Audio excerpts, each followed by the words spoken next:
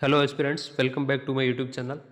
तो आज हम डिस्कस करेंगे आरएसएस बोर्ड के जो नया पैटर्न था उस पर जो जमादार भर्ती परीक्षा हुई थी उसमें जो प्रश्न आए थे वो आए कहाँ से, उस पर अपन डिस्कस करेंगे। विद प्रूफ मैं आपको बताऊंगा कि इन बुक से यहाँ से प्रश्न आए हैं, ठीक है। क्योंकि ये जो जमादार भर्ती परीक्षा हुई थी उसके बाद मेरे पास बहुत सारे मैसेज आ रहे थे कि सर अब कौन सी बुक्स पढ़े, इतने हार्ड सवाल आए, ये कहाँ से आए, कैसे आए। तो उसके बारे में मैं कंप्लीट है जो जानकारी देने वाला हूँ। बने रहें इस वीडियो में, ठीक है। चलते हैं। ये देख लो, ये 9th क्लास की एक बुक है और ये 10th क्लास की है, आरबीएसई की है। दोनों को मिला करके कंप्लीट क्लास संस्कृति बनती है, ठीक है। तो चलते हैं पहले प्रश्न की ओर। राजस्थान के जिलों को उनके कालक्रम में व्यवस्थित करें। जिस क्रम में 1857 की क्रांति वहाँ पर घटित हुई थी उस क्रम में व्यवस्थित करना है, ठीक है। चलते हैं प्रूफ की ओर कि ये प्रश्न आया कहाँ से। ये देख लो, 9th क्लास की बुक है। पेज नंबर भले आप मिलान कर लेना, ये पेज नंबर 6 और ये 7, यहाँ से ये प्रश्न आया है, आप देख सकते हैं। पहले इसमें दिया हुआ है नसीराबाद, नसीराबाद, फिर क्रांति कहाँ हुई, नीमच में, फिर कहाँ, एरिनपुरा और अहुआ।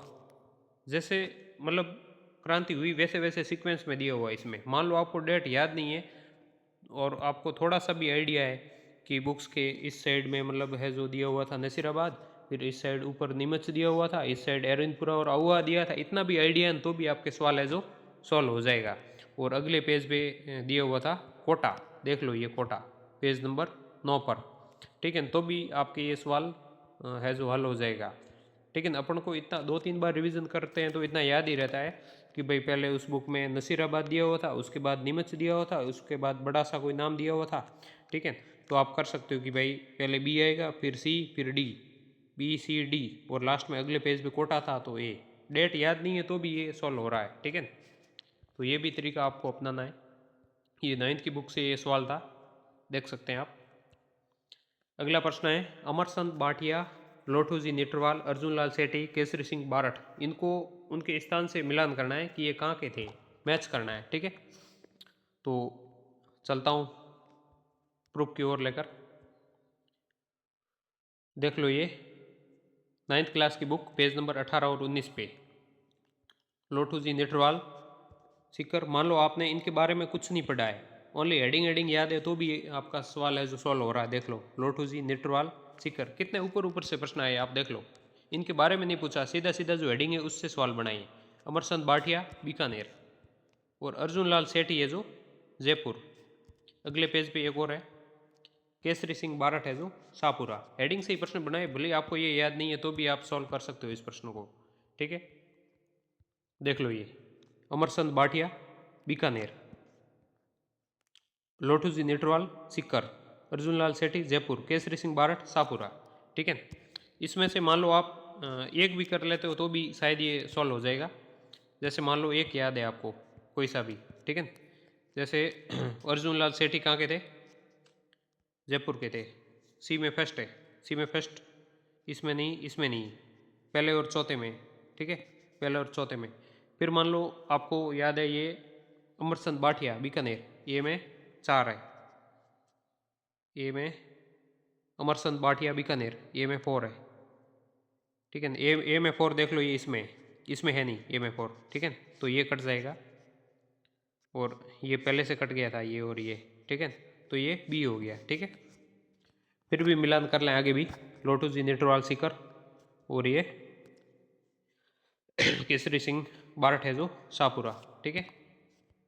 ये 9th की बुक से था, पेज नंबर 18, 19 और 20, ठीक है। चलते हैं अगले प्रश्न की ओर। ये किसान आंदोलन से संबंधित है। अलवर के मेव किसान आंदोलन का नेतृत्व चौधरी यासीन खान द्वारा किया गया और मेव किसान आंदोलन के अंतर्गत किसानों ने खरीफ फसल का किराया या फिर लगान का भुगतान बंद कर दिया था, ठीक है। दोनों स्टेटमेंट सही है। और लगान का भुगतान करना बंद कर दिया था, इस कारण से है जो ये आंदोलन हुआ और उसका नेतृत्व है जो यासीन खान द्वारा किया गया। मतलब ए और बी दोनों स्टेटमेंट सही है और दूसरा पहले की व्याख्या भी करता है, ठीक है। तो इसका ये सही हो जाएगा ये। और इसका प्रूफ बताता हूँ मैं कहाँ से आया। ये 9th की बुक से आया है, पेज नंबर देख सकते हो, पेज नंबर 30, मेव किसान आंदोलन के बारे में दिया हुआ है। मेव किसान, अलवर के मेव किसान आंदोलन का नेतृत्व चौधरी यासीन खान द्वारा किया गया। पेज नंबर 31 है ये। किसानों ने खरीफ फसल का लगान देना बंद कर दिया था। ये मतलब कारण भी लिखा हुआ है इसमें, कारण दिया हुआ ना, वो भी सेम टू सेम लाइन उठाई है यहाँ से, देख लो ये, ठीक है। ये चलते हैं, ये तीसरा प्रश्न था और चलते हैं चौथे प्रश्न की ओर जो 9th बुक से आया है, ठीक है। जैसलमेर के राजनीतिक जागरण का श्रेय किसे मिला, ठीक है। चलते हैं प्रूफ की ओर। ये 9th क्लास की बुक से पेज नंबर 22 से आया है और ये लिखा हुआ है जैसलमेर राज्य में राजनीतिक चेतना उत्पन्न किसने की, सागरमल गोपा ने, ठीक है। ये 4 प्रश्न थे जो 9th की बुक से आए थे, ठीक है। ये 9th की बुक थी, इससे ये 4 प्रश्न आए थे, ठीक है। अब देखते हैं कि ये 10th की बुक है, इससे कितने आए, ठीक है। चलते हैं प्रश्न की ओर। ये मैच करना है वन दुर्ग, दानवन दुर्ग, ओदुक दुर्ग और पारिक दुर्ग, ठीक है। चलते हैं प्रूफ की ओर। ये देखो ओदुक दुर्ग, ओदुक गागरोन, दानवन जैसलमेर, वन दुर्ग है जो सिवाना और पारिक दुर्ग है जो बीकानेर, ठीक है। चारों ऑप्शन यहाँ से उठाए, देख लो आप ये, ठीक है। मान लो आपको ये ओदुक दुर्ग वाला एक भी याद है तो भी ये प्रश्न है जो सॉल्व हो रहा है। सी में सेकंड है, सी में सेकंड कितनी जगह है, यहाँ है नहीं, यहाँ भी नहीं है, यहाँ भी नहीं है, यहाँ पे है, ठीक है। बाकी दूसरे वाले भी मैच कर लें, एक के भरोसे नहीं रहे। डी में फर्स्ट पारिक दुर्ग बीकानेर, पारिक मतलब जिसके चारों ओर खाई हो, ठीक है। ए में 4 आता है तो कर लें, नहीं तो फिर वही तरीका है कि भाई एक के भरोसे रह के सॉल्व करना पड़ेगा। ए में 4 वन दुर्ग सिवाना, सिवाना दुर्ग के चारों ओर वन थे, ठीक है। चलते हैं अगले प्रश्न की ओर। ये मैंने प्रूफ बता दिया, 10th की बुक से आया है, पेज नंबर 70, ठीक है। अगला प्रश्न है निम्न किले दुर्ग की स्थापना का सही कालक्रम, ठीक है। दुर्गों के कालक्रम आपको याद करने पड़ेंगे। चलते हैं प्रूफ की ओर कि ये प्रश्न कहाँ से आया। सिवाना दुर्ग देख लो ये 954 ईस्वी, ठीक है। फिर है चुरू का किला 1739, जूनागढ़ 1589 और गागरोन 11वीं शताब्दी। अगला प्रश्न संत धन्ना का जन्म राजस्थान के किस जिले में हुआ, ये देख लो प्रूफ। ये 10th की बुक में 32 पेज नंबर, इसमें दिया हुआ है संत धन्ना का जन्म टोंक जिले में हुआ। कहाँ हुआ, टोंक जिले में, ठीक है। तो ये सीधा सीधा 10th की बुक से उठाया टोंक, इसमें टोंक सही हो जाएगा, ठीक है। चलते हैं अगले प्रश्न की ओर। अगला प्रश्न है, इनको मैच करना है, गोगा जी, तेजा जी, पाबू जी और देवनारायण जी। चलते हैं प्रूफ की ओर, देख लो ये गोगा जी, तेजा जी, पाबू जी और देवनारायण जी ऐसे सीक्वेंस में है जैसे 10th की बुक में दिए हुए। पहले गोगा जी 10th में दिया हुआ, देख लो ये गोगा जी, फिर है तेजा जी, तो देख लो गोगा जी के बाद तेजा जी, फिर पाबू जी और देवनारायण जी है, ठीक है। तो देख लो फिर पाबू जी और उधर देख लो देवनारायण जी, ठीक है। इनके ऑप्शन भी देखो, ये गोगा जी शीर्षमेढ़ी, तेजा जी करनाल, गोगा जी शीर्षमेढ़ी, पाबू तेजा जी खरनाल, ठीक है। ए में 2 और बी में 4, ए में 2 बी में 4, ठीक है। सी में 3rd और डी में 1, सी में 3rd और डी में 1st, ठीक है। चलते हैं अगले प्रश्न की ओर। ये पेज नंबर है 10th की बुक के 29 और 30, पेज नंबर सहित मैंने डाला ताकि आप मिलान कर सको, ठीक है। विश्वास नहीं हो तो मिलान कर लेना, और तो क्या। कपड़ों की रंगाई और छपाई निम्न में से किस सभ्यता का मुख्य पेशा था, बताइए। 10th की बुक में दिया हुआ है, ये देख लो लाइन टू लाइन सेम दिया हुआ है। रंगाई छपाई व्यवसाय के उन्नयन का अनुमान लगाया जाता है, कौन सा, आहट सभ्यता। पेज नंबर कौन से है, देख लो ये 4, ठीक है, पेज नंबर 4। चलते हैं अगले प्रश्न की ओर। किसने जयपुर और बूंदी के इंद्रगढ़ से पुरापाषाणकालीन हस्त कुठार कुल्हाड़ी खोजी थी, बताइए। 10th की बुक में दिया हुआ है, सीधा सीधा 1870 ईस्वी में C.A. हैकट ने सर्वप्रथम जयपुर और इंद्रगढ़ से पत्थर से बनी पूर्व पाषाणकालीन हस्त कुठार हैंड एक्स खोज निकाला। देख लो ये हस्त कुठार या कुल्हाड़ी, हैंड एक्स, एक्स होता कुल्हाड़ी, ठीक है। सी है कट, सीधा सीधा दिया हुआ है, ठीक है। चलते हैं अगले प्रश्न की ओर। ये मैंने आपको बता ही दिया है। और हाँ, इसमें ये एक और मजे की बात, यहाँ से हैंड एक्स का ये प्रश्न आया और यहाँ देखो कालीबंगा सभ्यता हनुमानगढ़, पेज नंबर 2 और 3 से एक एक प्रश्न आया है, ठीक है। गुइल राजवंश के शासकों को काल कर्मानुसार व्यवस्थित करना है। देख लो ये 10th की बुक से प्रश्न आया है। पहले बप्पा रावल, फिर जैतर सिंह, रतन सिंह और हमीर। बप्पा रावल, देख लो ये बप्पा रावल, जैतर सिंह, रतन सिंह, हमीर, मतलब चारों ऑप्शन एक ही पेज से आए हैं। देख लो ये पहले बप्पा रावल है 734, तो बप्पा रावल पहले हो जाएगा सी। सी पहले किसमें, इसमें नहीं है, इसमें नहीं है, इसमें और इसमें है, तो इन दोनों में से हो जाएगा, ठीक है।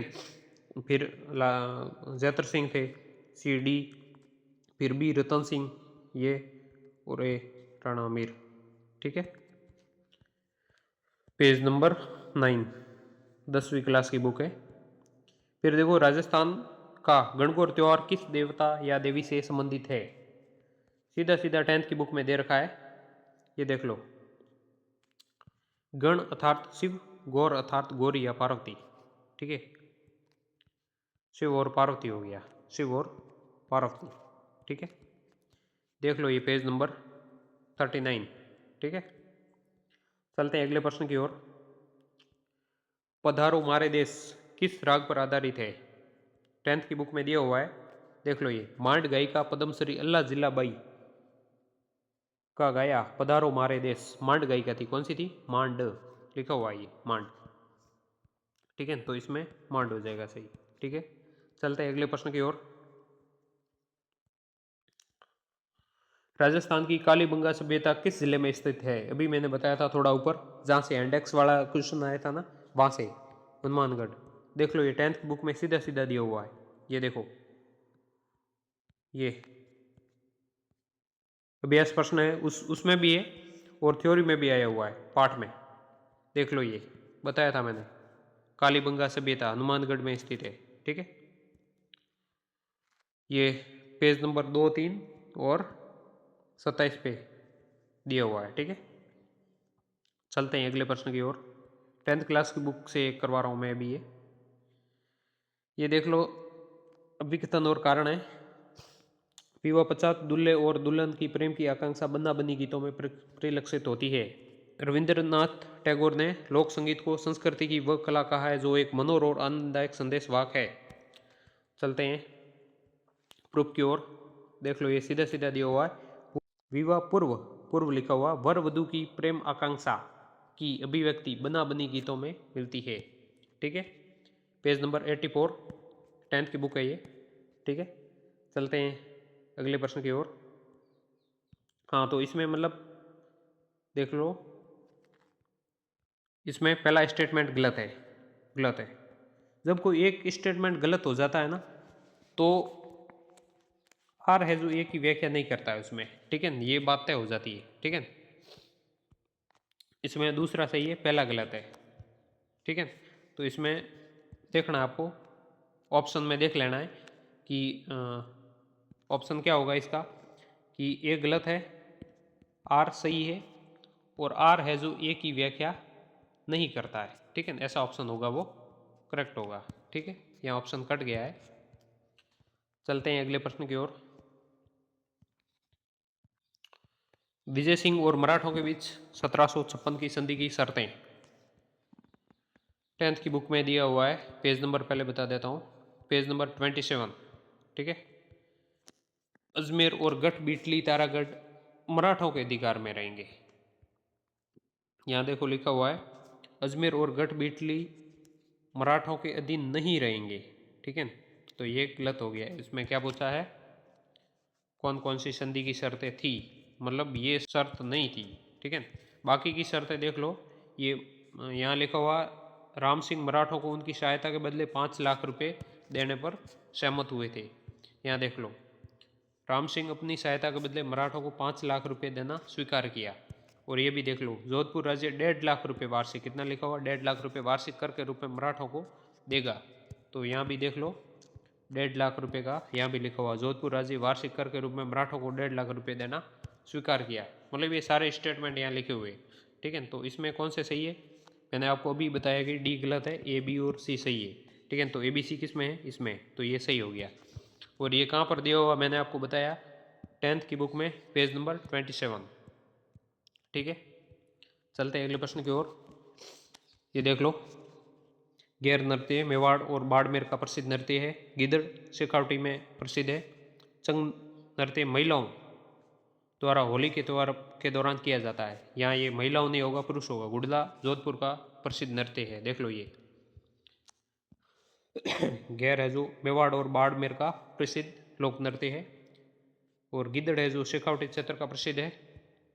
और इसी पेज पे नीचे लिखा हुआ है, चंग नृत्य शेखावाटी में होली के दिनों में पुरुषों के द्वारा किया जाता है। पेपर में क्या लिखा हुआ था, महिलाओं के द्वारा, तो ये गलत हो गया। और इसके अगले पेज पे लिखा हुआ है, गढ़ुला जोधपुर का प्रसिद्ध लोक नृत्य है, ठीक है। तो ये पेज नंबर 89 और 90, ठीक है। सीधा सीधा प्रश्न आया था इस बुक से ये, ठीक है। तो इसमें कौन सा, ये महिलाओं नहीं होगा, यहाँ पुरुषों होगा, ठीक है। बाकी के 3 स्टेटमेंट है जो सही है, तो ए बी और डी सही हो गया, ठीक है। चलते हैं अगले प्रश्न की ओर, ठीक है। किस मेले को आदिवासियों का कुंभ कहा जाता है, आदिवासियों का कुंभ, देखो ये 10th की बुक से सीधा सीधा लिखा हुआ है, बेणेश्वर मेला राजस्थान के आदिवासियों का कुंभ कहलाता है। पेज नंबर कौन सा, देख लो ये पेज नंबर 45, ठीक है। तो इसमें ये सही हो गया, बेणेश्वर मेला, ठीक है। चलते हैं अगले प्रश्न की ओर। ये मैच करना है इनको, सास बहू का मंदिर कहाँ पर है, देख लो ये एकलिंग जी का मंदिर उदयपुर में है। मतलब ये नहीं पढ़ा तो भी कोई दिक्कत नहीं, सीधा सीधा मतलब हेडिंग से प्रश्न पूछा है, मतलब यहाँ से सॉल्व कर सकते हो। मतलब इतना तो याद करो पहले कम से कम। एकलिंग जी उदयपुर, पेज नंबर 77 और 78 पे देखो, जगत शिरोमणि आमेर, और नीचे और देखो अरसत माता अबानेरी दोसा, और इधर देखो ये सास बहू नागदा, ठीक है। चारों ऑप्शन पास पास से आए हैं। तो इसमें देखो ये सास बहू अरसद माता अबानेरी, ठीक है। जगत शिरोमणि आमेर, एकलिंग जी उदयपुर, सास बहू नागदा, ठीक है। तो ये हो गया सही, ठीक है। चलते हैं अगले प्रश्न की ओर।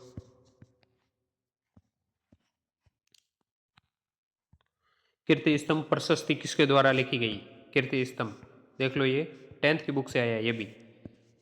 अत्रि और महेश ने कीर्ति स्तंभ प्रशस्ति की रचना की, पेज नंबर 10 10th की बुक में, ठीक है। तो ये इसी बुक से आया है। तो आपने देख लिया कि 10th की बुक से है जो टोटल 15 प्रश्न है जो जमादार भर्ती परीक्षा में आए, और 9th की बुक से कितने आए, 4।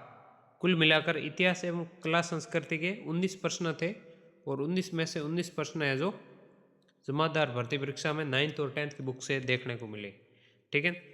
तो बहुत ही इजी प्रश्न थे, ऊपर ऊपर से आए। मैं तो मानता हूँ कि पहले जो पैटर्न था उससे ये सरल है, ठीक है। तो घबराने की ज़रूरत नहीं है, आप थोड़ा बस आराम से सोचें, दिमाग लगा करके प्रश्न करें, ठीक है। अब आपको तैयारी में शेप देना है, शेप नए पैटर्न के अकॉर्डिंग कैसे दोगे, कि आपको ए और आर वाले जितने भी प्रश्न हैं उनके अनुसार सोचना है, वैसे प्रश्न देखने हैं। वो अब जो है मैथ्स वाले प्रश्न हैं उनका थोड़ा आपको ध्यान रखना है। और एक और पैटर्न है जिसमें कालक्रम के अनुसार पूछ रहे हैं, क्रोनोलॉजिकल ऑर्डर में पूछ रहे हैं। जैसे योजनाएं हैं, है ना, करंट में योजनाएं।